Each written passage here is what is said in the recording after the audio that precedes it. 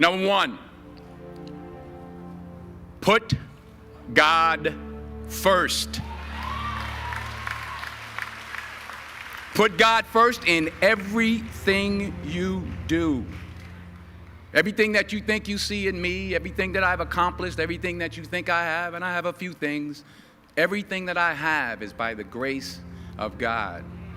Understand that. It's a gift. 40 years ago, March 27th, 1975, it was 40 years ago, just this past March, I was flunking out of college. I had a 1.7 grade point average.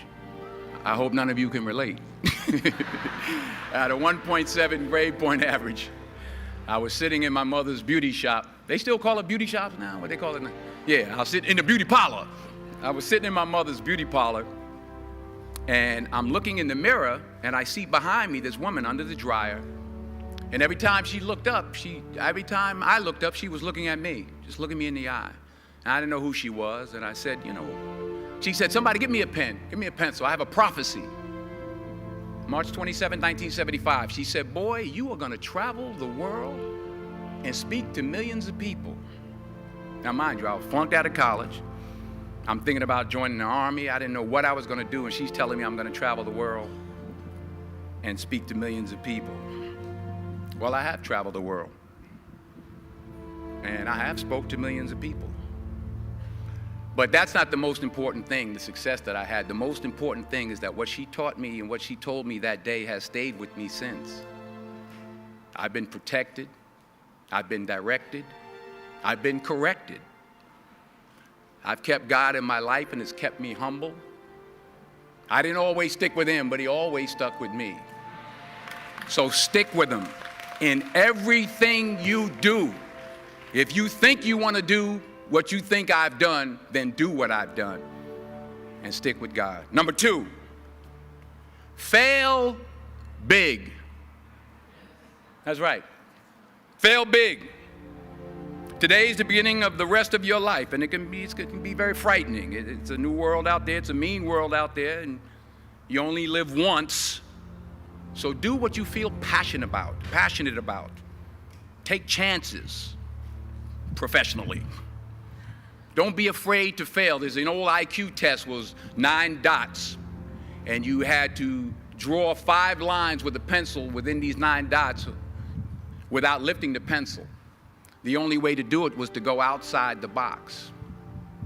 So don't be afraid to go outside the box.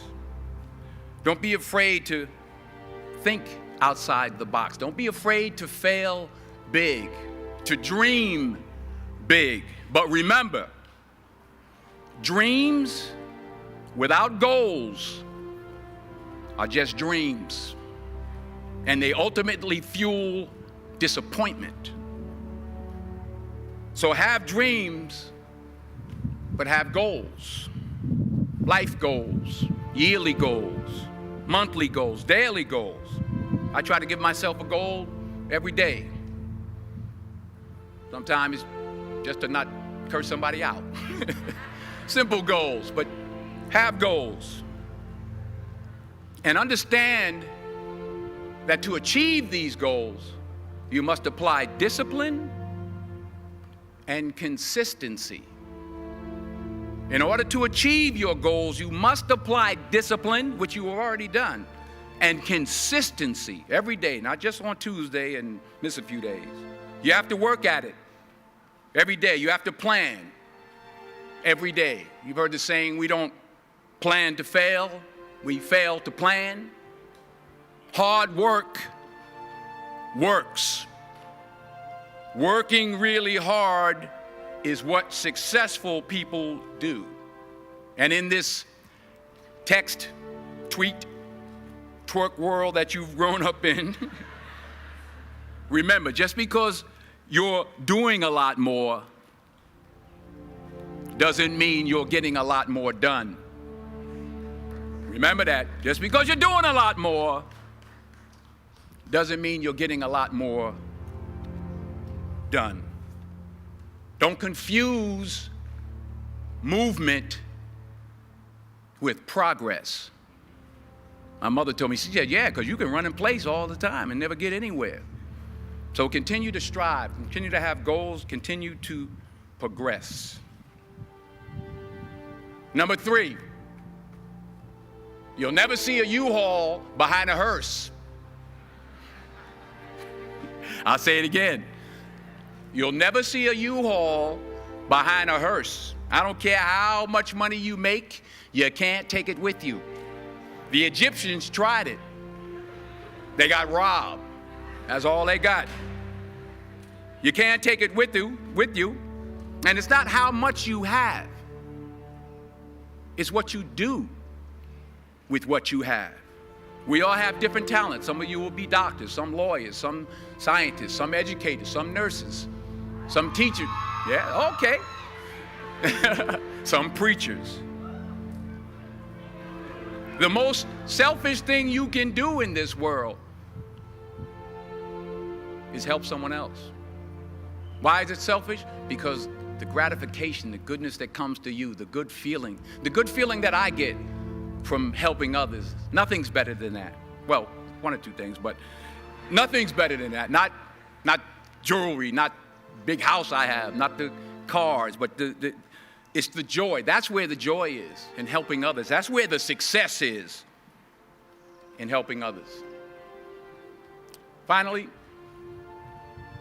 I pray that you put your slippers way under the bed tonight, so that when you wake up in the morning, you have to get on your knees to reach them. And while you're down there, say thank you for grace. Thank you for mercy. Thank you for understanding. Thank you for wisdom. Thank you for parents. Thank you for love. Thank you for kindness. Thank you for humility. Thank you for peace. Thank you for prosperity. Say thank you in advance for what's already yours. It's how I live my life. That's why I am, one of the reasons why I am today. Say thank you in advance for what is already yours. True desire in the heart for anything good is God's proof to you, sent beforehand to indicate that it's yours already. I'll say it again. True desire in the heart, that itch that you have, whatever it is you want to do, that thing that you want to do to help others and to grow and to make money, that desire, that itch, that's God's proof to you, sent beforehand already to indicate that it's yours. And anything you want good, you can have. So claim it. Work hard to get it. When you get it, reach back.